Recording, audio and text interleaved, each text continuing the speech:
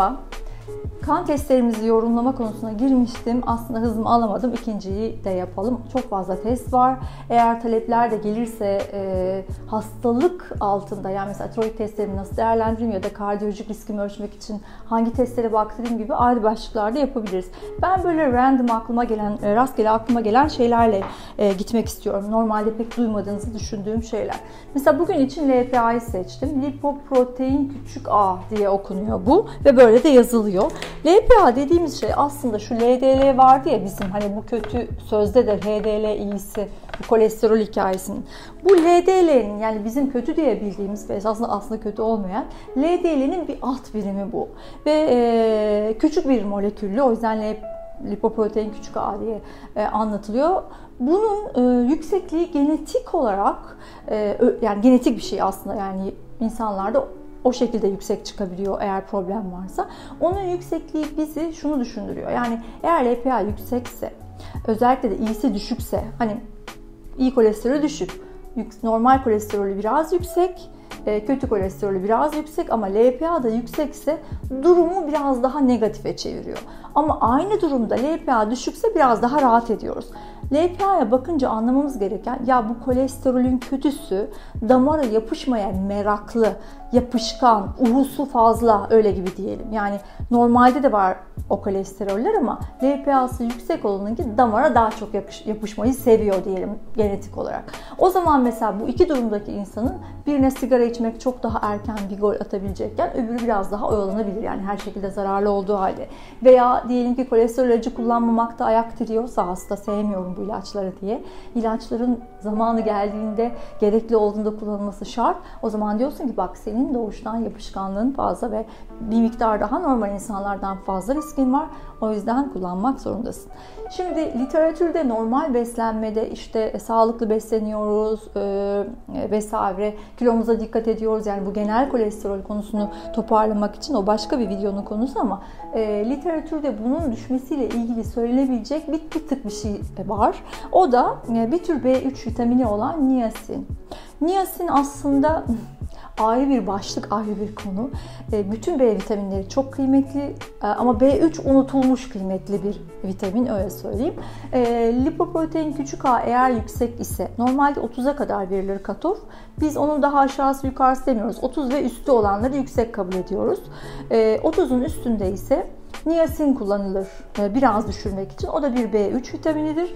Fakat niasin normalde yüzde flushing dediğimiz böyle bir 5 dakikalık bir kıpkırmızılık yapar. Zannedersiniz ki alerji, öyle değil. O onun zaten çalışma sistemi. Vücudu bir tür oksijenlendiriyor, öyle söyleyeyim. Ama non-flush, yani kızartmayan anlamında non-flushing niasin diye bir ürün bulursanız, yurt dışında da var, ülkede de var. Hani LPA'yı kontrol ettirdiğinizde 30'un üstüyse onu bir miktar ilaçsız dengeliyorsunuz anlamına gelir. Burada bizim öğreneceğimiz şey, LPA'nın da özellikle erkekseniz, ailede kolesterol meselesi varsa, kolesterol bir gündemse, kalp hastalıkları, inme, felç vesaire, kalp krizi bir gündemse şuna da bir kere baktırın yani. Eğer yüksek değilse yayılabilirsiniz ama yüksekse işte dediğim gibi beslenme veya doktorunuz başka bir ilaçta da işin içine girebilir ama en basiti non-flush niasinle onu birazcık manipüle edebilirsiniz. Yani LPA yüksekliği yapışkan kötü kolesterol demek, uhusu fazla demek. Onu öyle geçelim. Şuradan gideyim mesela. Önce amilaz lipazı anlatayım. Amilaz lipaz, bunlar da enzim. Sonu bir şeyin azla bitiyorsa o enzimdir yani. Ozla bitenler nasıl şeker? Azla biten her şey de vücutta enzimdir. Amilaz ve lipaz. Biri yağları yakıyor, biri yıkıyor, biri karbonhidratları yıkıyor. Amilaz tükrükte de var. Onu biliyoruz ya, hani karbonhidratları, nişastayı ağızda yakıyoruz diye. Aynısı aşağıda da var. Safra kesesi, pankreas. Bu işleri aşağıda mideden sonra da sindirim işleri devam ediyor. Normalde gene bir şikayet yoksa bakılmıyor ama gene aklınızda bulunsun ki çok yaygın olan sindirim sorunları, gaz, hazımsızlık, şu bu, hepimiz bunları hastalarda söylüyor, hepimiz yaşıyoruz. O zaman bu testlere de bakılması lazım. Acaba amilaz ve lipaz kafayı kaldırıp yükseldiyse, ya sindirirken enzim yakalamakta biraz yoruluyor mu pankreasım? Safra kesemde bir şey olduğunu, kokusunu ufacık buradan alabilir miyim gibi bilmek lazım. Eğer normal rutinde baktırdınız, sorun yok. Okey, o zaman tamam. Ama bir miktar kafalarını çıkardılarsa, bu hayati bir şey değil. O zaman şöyle yapacağız. Yani biz onu sindirmeye yardım etmek için ne yapabiliriz? Zaten sindirilmişi aşağı göndereceğiz. Ne yapacağız? Hemen çiğneme sayısı artacak. Zaten çiğnemek çok lazım ve önemli bir şey. Her lokma 20'den başlıyor. Sonu yok yani. Ne kadar mızıl mızıl çiğneyerek masadan kalkmamayı becerebiliyorsanız o kadar iyi. Ama amilaz ve lipozda bir kere bakıldığında özellikle hazımsızlık, şişkinlik, işte yiyorum taş gibi duruyor ya da hemen gaz alıyorum falan. Orada bir yükseklik varsa normalde de olduğu gibi çok fazla çiğnemeye yönelik bir çaba gösterirseniz, yani çiğneme sayısınızı arttırırsanız bu bir anlam ifade eder. Aynı zamanda bir batın ultrasonuyla gene o enzimlerin yükselmesine sebep olabilecek bir lokal bir şey var mı diye bakılması lazım. Tüm batın ultrasonu denen şey hep unutuluyor. Sadece karaciğer yağlı mı değil mi ona bakılıyor ya. Full batın ultrasonunda zaten organları görüyoruz. Bunun karşılığı, yani gerçekten amilaz ve lipaz yüksek bir sorunumuz var. O zaman ne yapacağız? O zaman yapacağımız şey yine hekimimizin desteğiyle alabileceğimiz sindirim enzim destekleri var. Hekime gidemiyoruz. Bir şikayetimiz var, bir şişkinlik, bir hazımsızlık var. Adı digestif enzim, yani sindirime destek enzim Türkçesi olan minik minik ürünler var. Mesela ananas yemek içinde bromelain olduğu için aslında enzimdir ve sindirime yardım eder. Demek ki aslında bir şişkinlik, bir peklik, bir rahatsızlık varsa ananas yediğimde ben rahatlıyorsam enzimim eksik olabilir. Amilaz lipaz bakteriyim. Yüksekse hekimin bana belki ilacımsı olan ama zararı olmayan bir enzim preparatı verebilir. Yani buradan anlayacağımızda sindirmekle ilgili meseleler söz konusuysa akla gelmediği halde bu iki enzime de bakıp kafayı çıkarmışlar mı çıkarmamışlar mı bilmek lazım. Sonra IgA'yı yazmışım ben. IgA'yı değil de mesela IgE'yi bilirsiniz. Hani alerjide yükseliyor falan, IgM çok yüksek vesaire. Bu IgE ile başlayanlar zaten bağışıklıkla ilgili hikayeler. IgE olan alerjideki, IgA olan da mukozalardaki diyelim. Mukoza nedir? Mesela burası deridir. Ama ağzımın içindeki bu ıslak ince yüzey mukozadır. Burnumun içi mukozadır. Akciğerlerin, boğazımdan aşağısı, işte bütün mide, bağırsak buralarda mukozadır. Mukoza o ıslak vücuttaki temaslı yer yani. O ıslak, ince mukozaları koruyan İmmünoglobulin bunların adı. Bağışıklık sistem hücrelerinin adı IgA. Onların işi oraları korumak. A'lar oraları koruyor. Bizi en çok nerede ilgilendiriyor? Akciğer çeperi. Çünkü oralar.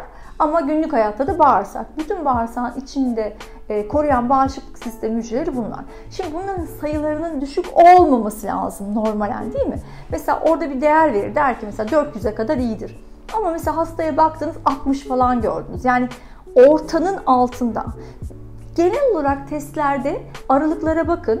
Aralıkları ortadan 2'ye bölün. Mesela diyor ki 1 ile 6 arası. 1 ile 6'yı topla. 7, 2'ye böl 3,5. Demek ki 3,5 ve 6 gençtir. Öyle gibi düşünün. Yani ortaya yakın ve ortanın altı olsun.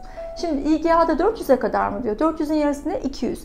Demek ki 200'lü ve 200'ün biraz üstündeyse işler yolunda, ama 200'ün yanında işte 50, 60 neyse 100'ün altı, genel konuşuyorum. Yani bu bir teşhis değil. Demek ki bağırsak bariyerindeki bağışıklıkla ilgili ufak bir derdim var.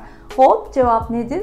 Derhal probiyotik içeren kefirler, işte ev turşuları, yoğurtlar vesaire kullanmak. Orayı rahatsız eden nedir? İşlenmiş yiyecekler. Unludan başlar, şekerliden gider, hayvansal gıdalara kadar.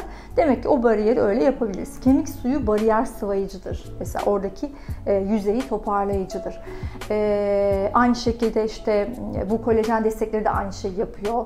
Dediğim gibi turşular, tarhana vesaire, bunların hepsi aynı şeyi yapıyor. Probiyotik supplement desteği alabilirsiniz. Gene aynı şey. O bir bariyeri korumak için. Bariyerler ayrı bir konu olarak hemen bundan sonraki videoda anlatmak istediğim bir konu. Çünkü bariyer dediğimiz şey bizim dışarıyla olan sınırımız.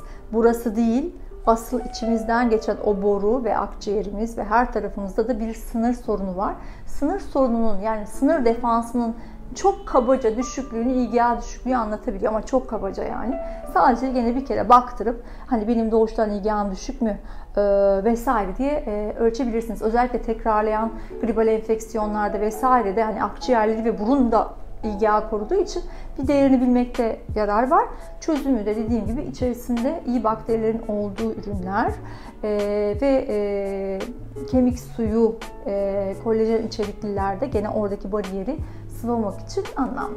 Beslenme olarak da özellikle iyi yağların bariyerleri çok iyi koruduğunu söylemek isterim.